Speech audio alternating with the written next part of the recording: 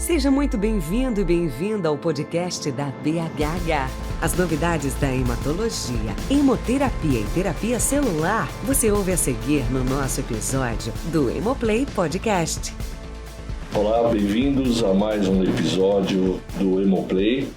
É o nosso podcast ligado às atividades da Associação Brasileira de Hematologia e Hemoterapia e em cooperação com o nosso CâncerTera, com o nosso CEPID CâncerTera. Hoje eu tenho o enorme prazer de conversar, bater um papo com um dos nossos pesquisadores principais do CEPID, que é o professor Pedro Paulo Corbi.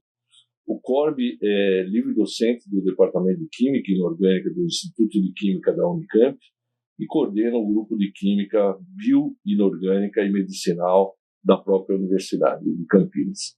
Ele é formado em Química pela Unesp, onde também obteve o título de mestrado, o doutorado e também realizou o pós-doutorado na Espanha. O Corbi possui uma ampla experiência nas áreas de química, de coordenação, química bioinorgânica e química medicinal. É um enorme prazer ter o Corbi aqui comigo e falar de um assunto que não é um assunto, digamos, regularmente discutido no âmbito do nosso Hemoplay, já que você milita numa área básica, fundamentalmente. Mas acho que, salvo o melhor juízo, tudo começa na área básica. Quer dizer, quando a gente chega a usar um determinado produto, um determinado remédio, uma determinada molécula, um anticorpo, seja o que for, passou por um novo caminho. E acho que esse é um grande desafio. E eu vou dizer, como coordenador do CâncerTera, como tem sido prazeroso trabalhar com vocês da área básica, com as pessoas que trabalham na área pré-clínica e na área clínica, porque nós conseguimos, através disso, fazer todas essas nossas conexões, né? Que nem sempre são vistas na prática. Às vezes a gente fala teoricamente, mas exercitar isso na prática é muito difícil. E aí, Corbi, eu gostaria que você se apresentasse e falasse um pouco dessa sua trajetória, né, dentro da química, explicar um pouquinho ao nosso público, que não é o público habitual, digamos, da sua militância acadêmica, né, que não está habituado nesse campo da pesquisa, como você trata essa questão da química de coordenação, os avanços, e como você considera isso relevante no campo da medicina. Você tem trabalhado muito na oncologia, não é à toa que estamos juntos no CâncerTera. Então eu queria que você tranquilamente se apresentasse e dissesse como você está se sentindo nesse novo desafio da tua vida. Bom, primeiramente, é um grande prazer estar participando desse podcast e participar desse projeto, que é o CEPID CâncerTera, é um dos maiores desafios da minha carreira. Eu sou químico, fiz meu mestrado e doutorado no Instituto de Química da Unesp de Araraquara, fiz um estágio enquanto eu fazia meu doutorado na Universidade de Saragoça, na Espanha. Depois de concluir o doutorado, eu fiz o meu pós-doutorado aqui no Brasil também. E em 2009 eu fui contratado no Instituto de Química da Unicamp e fundei o grupo de Química Bioinorgânica e Medicinal. Falar um pouquinho da parte básica, né, da química de coordenação, ela é a química dos compostos de coordenação, que fundamentalmente é baseada na química dos complexos metálicos. Para quem está ouvindo a gente, é importante contar um pouquinho o que é esse complexo metálico. Nada mais é do que uma espécie que tem como elemento central um metal, e a esse metal estão ligados íons ou moléculas neutras que nós chamamos de ligantes. Eles podem ser inorgânicos ou orgânicos. Majoritariamente a gente trabalha com os ligantes orgânicos. Então essa nova espécie formada, ela encontra inúmeras aplicações. Só para dar alguns exemplos interessantes, a hemoglobina, por exemplo, é um complexo metálico. É um complexo metálico de ferro. A vitamina B12 é um complexo de cobalto. Então, eles são fundamentais para a vida.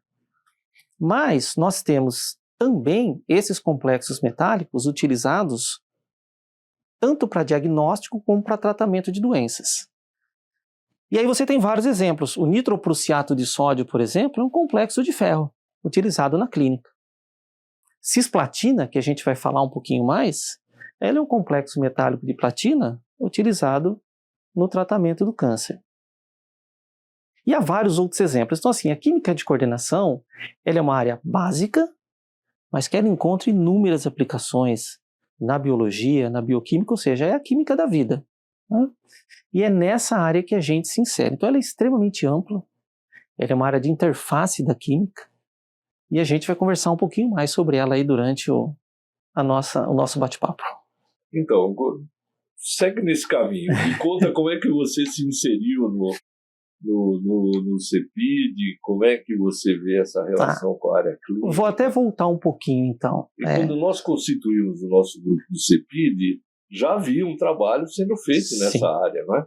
Exatamente. Isso que eu queria que você contasse um pouco, porque é muito legal. Sim. Isso que está sendo feito entre a área clínica e já com o teu laboratório. É dentro dessa área translacional, né, que a gente sai da pesquisa básica e vai até a clínica, né? Isso é espetacular. A química inorgânica, química inorgânica medicinal, na verdade, ela tem um divisor de águas nesse desenvolvimento, que é a descoberta das atividades anticâncer da cisplatina. Essa descoberta se deu ali em meados dos anos 60 e ela entrou na clínica, os primeiros estudos clínicos foram feitos no início dos anos 70 e ela chegou na clínica em 1978.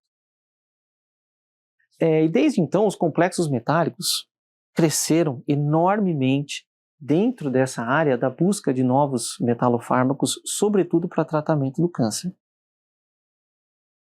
Então a gente vem muito nessa história da descoberta das atividades da cisplatina e depois também de outros fármacos contendo metais para diagnóstico, como aqueles de tecnésio, gadolínio. E nós, durante toda a minha formação, eu trabalhei dentro dessa área da química bioinorgânica voltada para o desenvolvimento de metalofármacos. Quais são os metais que vocês hoje têm trabalhado? Platina. Nós trabalhamos com prata, que inicialmente era utilizada para tratamento de infecções bacterianas, majoritariamente, a sulfadiazina de prata é famosíssima, né? Nós trabalhamos com cobre, o paládio, que recentemente o primeiro fármaco de paládio para tratamento de câncer entrou na clínica, aprovado pela Agência Europeia de Medicamentos, né? Se chama padeliporfina, e vários outros, né? Então, a nossa história ela vem um pouco da história do desenvolvimento de metalofármacos para a saúde humana, e dentro do nosso grupo, o que é, primeiro, interessante é que a gente faz uma combinação pensada. Os metais eles não são escolhidos de forma aleatória, eles têm esse histórico de aplicação, assim como esses ligantes orgânicos, eles também não são escolhidos de forma aleatória. Eles são escolhidos baseado em duas coisas. Primeiro, a afinidade de um determinado ligante, de uma determinada molécula orgânica por um determinado metal, nem sempre é igual. E se essas moléculas orgânicas de partida já têm alguma aplicação clínica. Vou dar um exemplo, o 5-fluoruracil é utilizado para tratamento de alguns tipos de câncer. Ele serve como ligante para nós para preparar novas moléculas. E aí a gente faz essa combinação e a gente testa. Então, a minha linha de pesquisa, ela vem nessa área. Como que eu cheguei aqui junto ao CEPID Cancertera? A gente fazia esses estudos, mas de maneira muito isolada, com grupos distintos. A grande dificuldade era conversar com a outra parte, conversar com a parte clínica. Em 2014, aproximadamente, eu comecei a trabalhar com a doutora Carmen Lima, que é PI do nosso CEPID também, por intermédio do professor João Ernesto de Carvalho, da Faculdade de Ciências Farmacêuticas. Então, havia uma dor para ser tratada, que naquele caso específico era tumor de pele do tipo não melanoma. A doutora Carmen, o professor João Ernesto e eu, nós nos reunimos, começamos a pensar em conjunto nessas moléculas para essa aplicação específica. E aí, a partir de então, nós começamos a desenvolver esses compostos, né? majoritariamente de prata naquele momento, mas hoje nós temos vários outros sendo pensados e desenvolvidos, e que nós conseguimos finalmente, que era um desejo enorme meu, né, que era estar num desafio como esse, que é exatamente preparar os compostos e fazer com que eles saiam simplesmente da bancada e chegue na parte pré-clínica, e hoje nós temos um fármaco entrando em estudo clínico nesse mês de janeiro. Então a minha história para chegar até aqui, que trouxe, ela começa lá numa história que eu não fiz parte diretamente, que é o desenvolvimento dos primeiros fármacos para tratamento de câncer baseados em platina. E aí então a gente chega até o momento que a gente está. Deixa eu fazer um comentário e ver o que você acha. A gente tem visto que na oncologia os grandes desenvolvimentos têm sido no campo dos anticorpos monoclonais, dos inibidores de tirosina quinase, produtos que são de outra origem. Quer dizer, de certo modo, vocês estão nadando contra a maré científica atual, né? Que é o desenvolvimento em química fina de novos produtos que possam ser utilizados, tanto na oncologia como em outras áreas do conhecimento. Você falou vários complexos que são bastante, conhecidos da comunidade da hematologia, por exemplo, como é o caso da hemoglobina. Ninguém poderia viver sem hemoglobina, que é um núcleo de ferro com 4 radicais ligados a ele. Não é? Como é que você vê isso? Ótima pergunta. Esse entusiasmo é uma coisa importante para deixar claro. Eu sempre digo, assim, brincando, né, com as pessoas, que a cura do câncer hoje é feita pela mão do cirurgião, por quimioterápicos e por linfócitos, né, leia-se transplante, CAR-T, etc. Esses modificadores da resposta biológica, eles dificilmente curam a neoplasia, apesar de serem produtos extremamente importantes. Tecnológicos. Né, mas você está me falando uma coisa assim de um tratamento mais tradicional. Então... Essa pergunta é ótima, excelente. Por quê? Porque hoje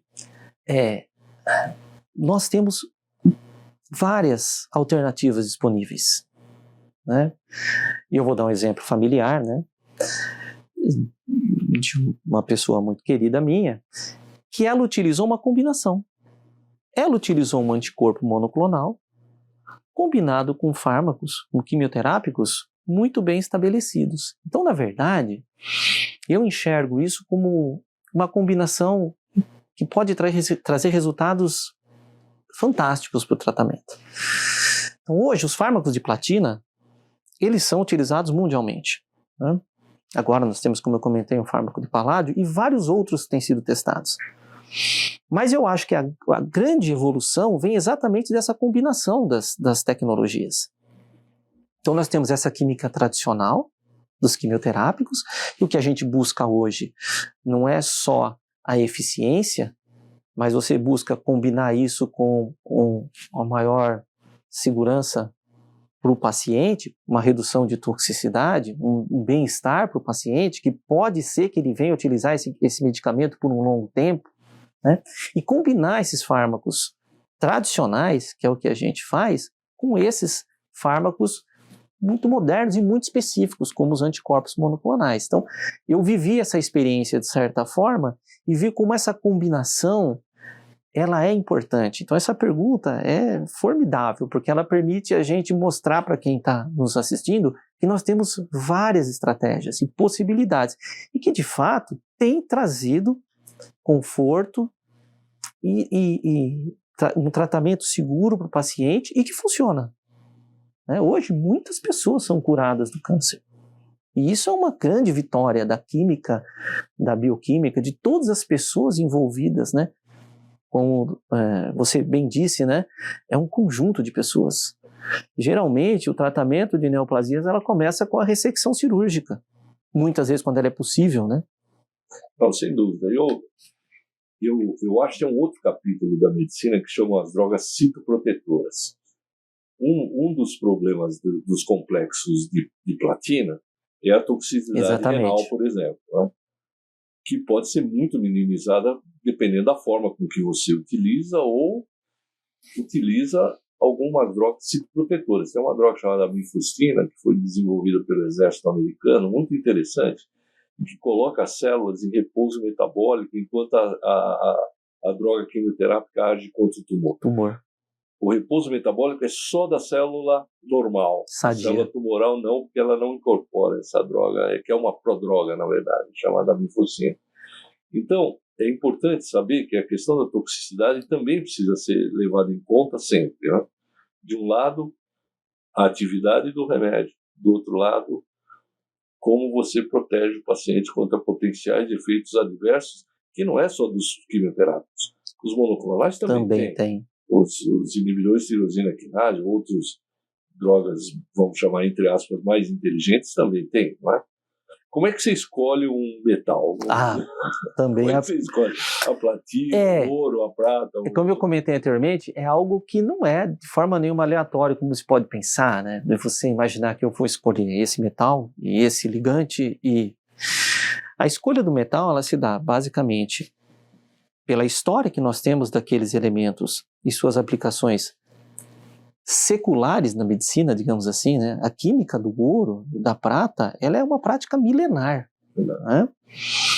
E vários outros têm essa mesma aplicação, né?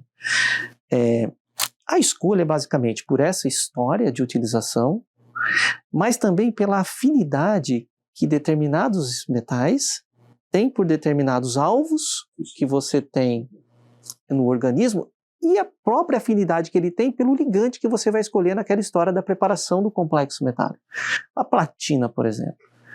A platina, ela tem uma afinidade maior, por exemplo, por átomos de enxofre, grupos SH. Então, quando eu vou escolher um ligante, eu posso utilizar esse ligante que ela tem a maior afinidade. E essas moléculas orgânicas, por exemplo, cisteínas, elas podem ser alvo de ligação, por exemplo, de uma platina. Mas isso não significa que ela não possa interagir com outros centros.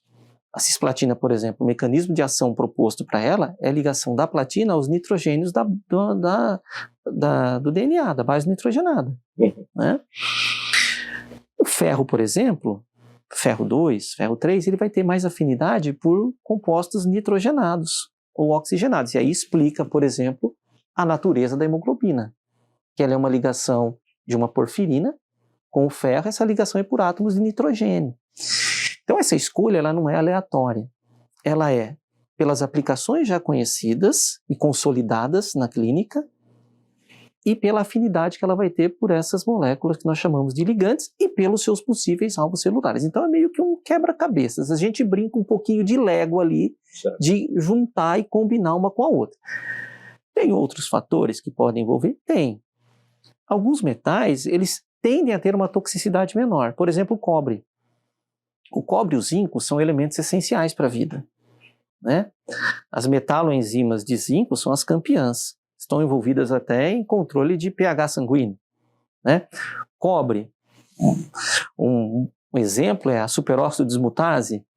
É uma enzima que tem cobre e zinco e que ela atua no organismo eliminando radicais livres. O superóxido dismutase é fundamental no coração. Né? Então. Porque a fibra cardíaca é pobre em superóxido dismutase. Então, determinados produtos que precisam ser varridos, entre aspas, pela superóxido dismutase, eventualmente podem ser mais cardiotóxicos do que tóxicos para outros tecidos. É muito interessante esse aspecto de conhecer cada tecido, porque cada tecido tem a sua característica de toxicidade. Exatamente. Corbin, uma curiosidade minha, tem espaço para patentes nisso que você faz? Ótimo, tem espaço, nós já temos 2 patentes depositadas recentemente, uma delas de um composto de prata, que é esse que está entrando em estudo clínico de fase 1, para tratamento de tumor de pele do tipo não melanoma, e nós temos um composto de cobalto, que entrou para estudo que foi patenteado e que a gente pretende agora caminhar para os estudos pré-clínicos em vivo, mas que é para uma outra aplicação, que é como um agente antiviral. Faz isso? Você deposita? Isso daí é importante falar, porque um dos desafios brasileiros é você patentear novos produtos. Quer dizer, depois isso vai seguir o caminho da pesquisa e da indústria no futuro. Como é que você faz para se proteger? Vamos dizer, você desenvolve um determinado produto? Nós, no Brasil, nós ainda temos uma tendência muito grande, até porque não existem tantas propostas como essa do Cancertera, que une a pesquisa básica até a pesquisa clínica. Uma tendência nossa ao longo dos anos foi desenvolver o produto e não dar continuidade a ele. Então você acaba publicando esse trabalho, ele se torna de domínio público, depois de um ano e meio, 18 meses, e aí você não vai conseguir mais patentear aquela nova molécula, ou você pode depois modificar o método de síntese, buscar uma patente da nova síntese daquele. Não publicar. Não, então. Um pouquinho. O grande segredo, na verdade, hoje é você fazer as duas coisas correndo simultaneamente. Por exemplo, o composto de cobalto que nós patenteamos no ano passado, pesquisa aqui. Nós havíamos publicado ele num congresso de iniciação científica do aluno que participou dele. E depois nós vimos o potencial dele como um agente antiviral naquele caso. Então nós tivemos que correr para depositar a patente dentro daquele limite que nós tínhamos. Então, hoje, escrever uma patente, ela não é mais um desafio. Uhum. Você tem alguns pontos que você tem que mostrar ali. Ou seja, qual a inovação que você está trazendo frente àquilo que já existe na literatura ou aos fármacos que já existem na literatura? Qual é a novidade que você traz? É no método de síntese? É a molécula em si? E aí você tem hoje, por exemplo, na Unicamp, nós temos a agência de inovação, a Inova, que nos assiste desde o começo. Desde o começo. Desde que você submete a proposta, você vai ter uma pré-avaliação daquilo, e aí você vai redigindo o texto, que é um texto muito técnico, às vezes até bem repetitivo, no sentido de que você repete a mesma coisa várias vezes dentro do próprio texto. Então você redige, você tem uma equipe que te ajuda nisso, descreve a sua invenção, quais as aplicações dela e outras aplicações que ela pode vir a ter, e aí você submete ao depósito, você faz um pedido de depósito da patente junto ao INPI, no nosso caso via agência de inovação, e aí, sendo concedida, você recebe a carta patente. Você pode ter esse registro tanto no Brasil, como você pode ter um registro no Brasil e fora do Brasil, e a agência de inovação também nos auxilia nisso. Então, assim, caminho em conjunto. O desenvolvimento da tecnologia, se ela é um produto patenteável, aí você pode segurar um pouco a sua publicação e trabalhar um pouco mais nela, ou fazer as duas coisas simultaneamente. Porque hoje o nosso estudante, o nosso pós-graduando, ele precisa mostrar, ele precisa comunicar o seu invento. Uhum. E muitas vezes, se você ficar aguardando também um tempo muito longo em relação a essa patente, você pode criar um desafio maior para esse pós-graduando que está buscando seu espaço também na ciência e na tecnologia. Ô Corby, quais as tuas expectativas para os Cancertera? Porque nós não nos conhecíamos assim como hoje nós nos conhecemos, né? E então há 2 anos no projeto andando e muita coisa caminhou nesses 2 anos, mas a gente tem 8 anos pela frente ainda. Tá. Como é que você está enxergando a evolução do Cancertera e quais são os teus planos aí para os próximos anos? Tá. Quando a gente começou, né, eu tinha muitas expectativas. 2 anos e meio depois, algumas já se tornaram realidade.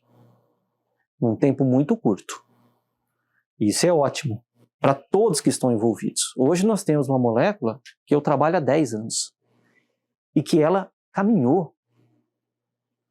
Ela caminhou. Hoje ela está entrando em estudo clínico. O que era uma expectativa já se tornou uma realidade. Uhum. E é interessante dizer o seguinte, é muita gente envolvida. E isso é um conselho, isso é inclusive o que eu digo para os meus estudantes e digo para todos. Num projeto como esse, você não deve ficar focado somente no que você está fazendo. Uhum. Não tem sentido você trabalhar na síntese da sua molécula nova e se preocupar somente com as características da sua molécula.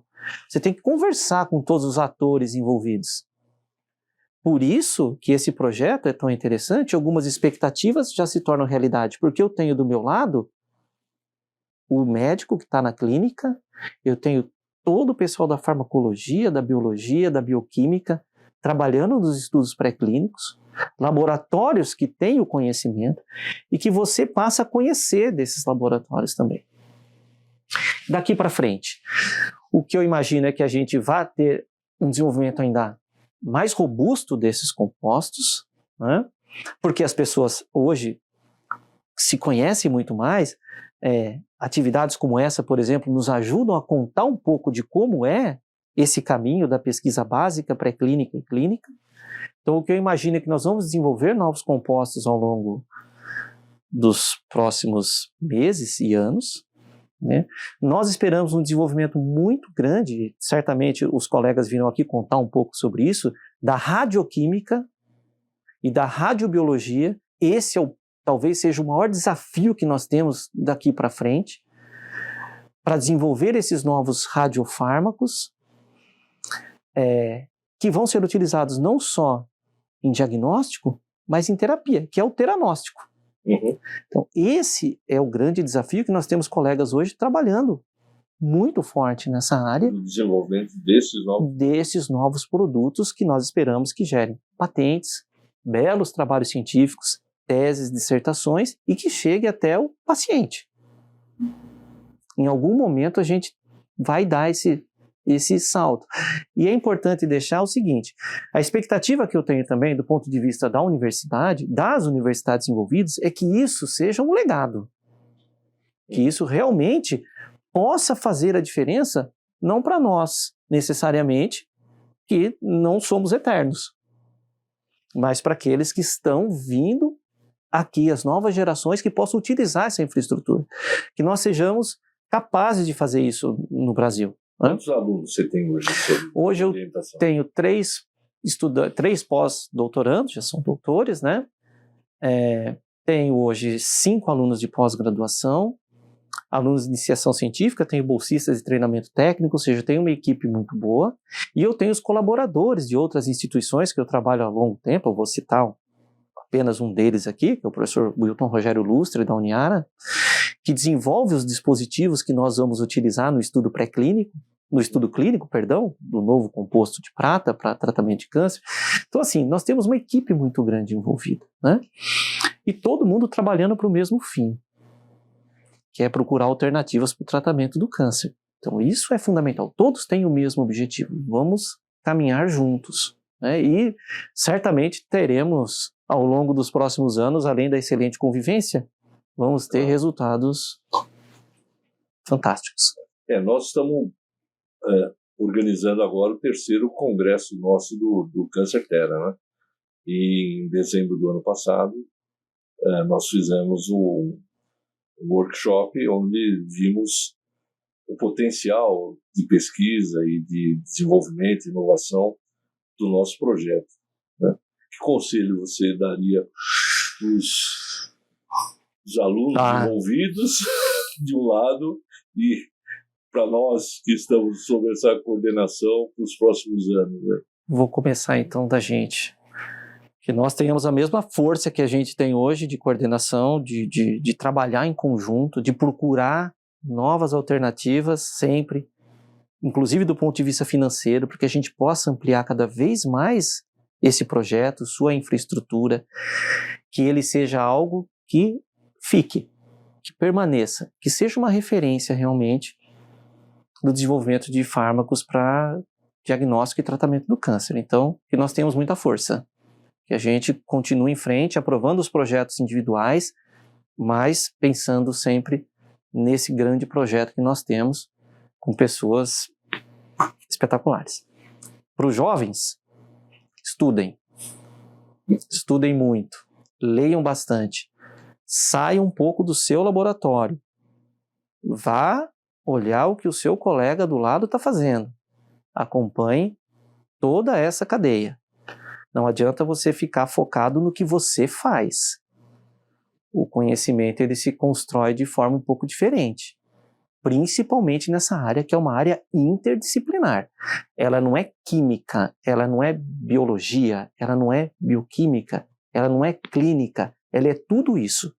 Então, se eu vou desenvolver uma molécula, e esse conselho eu dou sempre para os meus estudantes, se você vai desenvolver uma molécula que tem ação sobre uma bactéria, Você tem que conhecer um pouco sobre aquele alvo. Não adianta você conhecer apenas do que você está fazendo.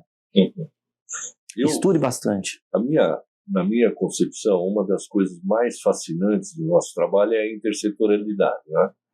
Eu acho que para a população, para as pessoas que nos assistem, nos ouvem, entender a complexidade que é o enfrentamento do câncer, né? Nós não estamos falando de uma doença, nós estamos falando de um conjunto de muitas doenças, centenas de doenças com características muito diversas. E toda vez que você vai enfrentar um inimigo, você precisa saber quem é o inimigo, qual é o tamanho como ele se comporta, qual é o número, como ele se comporta, para saber exatamente qual é a melhor arma que você vai usar para atingir aquele. Então, uma coisa que nós temos aprendido muito do Câncer Terra, eu queria ouvir um pouco a tua opinião, é exatamente entender em que cenário nós estamos inseridos, né? Uma coisa que a gente não esperava no nosso trabalho era ter um conhecimento epidemiológico do câncer como nós temos hoje. 2 anos e pouco depois, nós estamos entendendo muito melhor em que cenário nós estamos trabalhando, em que população nós estamos trabalhando e assim por diante, né? Eu advogo há muito tempo que nós tenhamos no Brasil, através do país e na nossa região de Campinas, mas não só, São Paulo já tem o ICESP, talvez a região norte do estado também precise, de centros integrados, onde a gente possa ter a pesquisa colocada de maneira orgânica, como nós estamos discutindo aqui agora, né? Porque, apesar do Câncer Terra, na verdade, nós continuamos cada um no seu ambiente de trabalho e a gente precisaria aglutinar. Sim. A nossa primeira ideia de aglutinação é fazer um grande laboratório de radioquímica. Isso. E eu queria que você falasse um pouquinho dessa ideia. De fato, quando nós tivermos esse espaço, que é o nosso próximo passo definido, nós teremos as pessoas não trabalhando, como você bem disse, apesar de em conjunto, em locais isolados. Então, quando você consegue colocar essas pessoas em conjunto, a conversa ainda se torna mais frequente. O conhecimento de todos vai aumentar um pouco mais em relação ao todo, que é terapia e diagnóstico de câncer. Então, essa proposta de você juntar um pouco mais as pessoas num laboratório integrado, ela, na minha opinião, ela é fundamental. E eu acredito que ela vai acontecer dentro do nosso CEPID. Então, é uma estratégia extremamente arrojada, né, e importante, e que eu acho que a gente vai conseguir. Teremos mais conversas desse tipo, com certeza, contando um pouco mais. Em relação à parte epidemiológica, ela é fundamental. E isso veio muito para mim com o trabalho dos clínicos, dos médicos, né? Quando eu comecei a trabalhar diretamente com a doutora Carmen, e depois dentro do CEPID, com os médicos, esses dados epidemiológicos, eles afloraram para mim.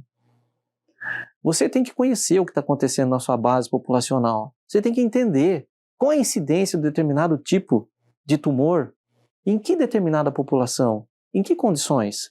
Você consegue traçar uma estratégia.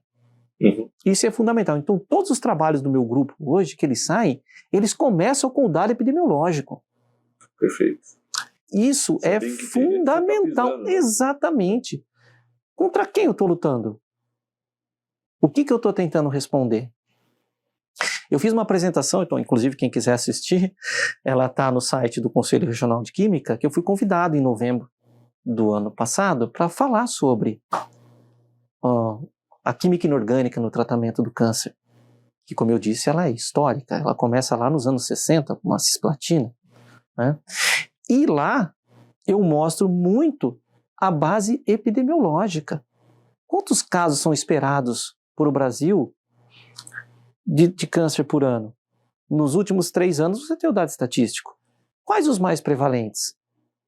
A gente sabe que os tumores de pele são os mais prevalentes, né? Tumores de pele e não melanoma, eles são os mais prevalentes. O que nós temos para isso daí? Então, gente, a base epidemiológica ela é fundamental e ela vai nortear muito o nosso trabalho. Mas não só isso, obviamente. Você tem que ter essa equipe integrada, que esse laboratório vai trazer para a gente numa integração maior, mas essa equipe integrada conhecendo de tudo. sabendo qual é o meu alvo, conhecendo um pouco mais. Então, acho que isso é algo que é inegável. Corby, infelizmente, acho que o nosso tempo está se esgotando. Eu queria devolver a palavra para você, mas queria te agradecer imensamente, assim, porque eu digo que o ser humano aprende a vida inteira, né? E acho que nesses 2 anos e meio de Câncer-Tera, eu tenho aprendido muito mais do que ensinado, para falar a verdade, porque essa intersetorialidade traz tanta informação e tantas possibilidades que a gente fica realmente muito estimulado, digamos, a trilhar esses novos caminhos, etc. Quando a gente criou o Câncer-Tera, a base do Câncer-Tera, o núcleo médico, é a questão teranóstica, mas nós conversamos aqui meia hora, poderíamos conversar mais muito tempo a mais, falando de algo que não é radiofármaco, mas que é tão importante, só que não tem a molécula radioativa. Exatamente. Quer dizer, é a única diferença.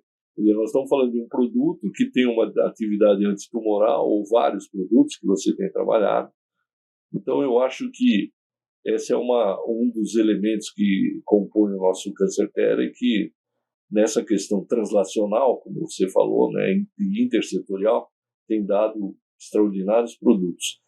E aqui lembrar que o nosso trabalho está apoiado fortemente na FAPESP, além Exatamente. dos nossos laboratórios. Então, a FAPESP tem investido fortemente nesse projeto e acho que isso tem possibilitado que a gente possa continuar juntos aí por alguns anos, produzindo muita ciência e deixando um legado, como você mesmo falou, para que isso, no futuro, lembrar que nós não vamos nos livrar de câncer, infelizmente.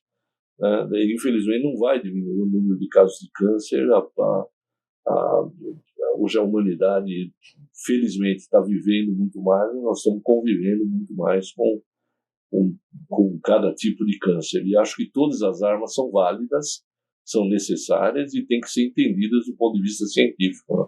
Sim. Então, esse agradecimento aí de você estar com a gente aqui. Não.